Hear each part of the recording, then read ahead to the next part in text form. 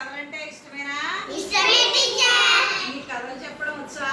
వచ్చు టీచర్. సరే, నేను ఈ రోజు ఒక కథ చెప్తాను. రేపు మళ్ళీ మీరు నాకు ఆ కథ చెప్పాలి. సరే teacher. Are you listen to the story? yes teacher. Okay, చూడండి. అనగనగా ఒక ఊరు. ఆ ఊరిలో ఒక పెద్ద చెట్టు ఉంది. ఆ చెట్టు మీద ఏం వాలింది? కాకి. కాకి వాలింది. ఆ రోజు బాగా ఎండ. సూర్యుడు భగభగా మంటూ ఎండ. దాంతో కాకి ఏమైంది? దాహం వేసినప్పుడు ఏమవుతుందో మనకి? ఏం తాగాలి? కాకి కూడా వాటర్ కోసం ఊరంతా కావు కావు కావు అంటూ ఊరంతా తిరిగింది. కానీ వాటర్ ఎక్కడ కలిసిపోయి వచ్చి ఒక చెట్టు మీద వాలితే దాని కింద చూస్తే ఒక కుండ కనిపించింది. సరే అని చెప్పి చాలా చాలా ఆత్రం వెళ్ళి ఆ కుండ మీద వాలింది. కుండలో నీళ్ళేమో చాలా కిందకున్నాయి. ఏం చేయాలా అని చెప్పి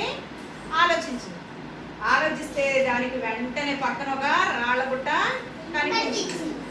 సరే అని చెప్పి దానికి ఒక ఐడియా వచ్చింది. ఏం చేసింది? ఒక్కొక్క రాయ తీసుకొచ్చి ఆ నీళ్ళలో 1 కౌంట్ చేయండి, 2 3 4 5 6 7 8 9 10 11 12 13 14 15 16 17 18 19 20. అలా వేసినప్పుడు ఏం గమనించారు మీరు?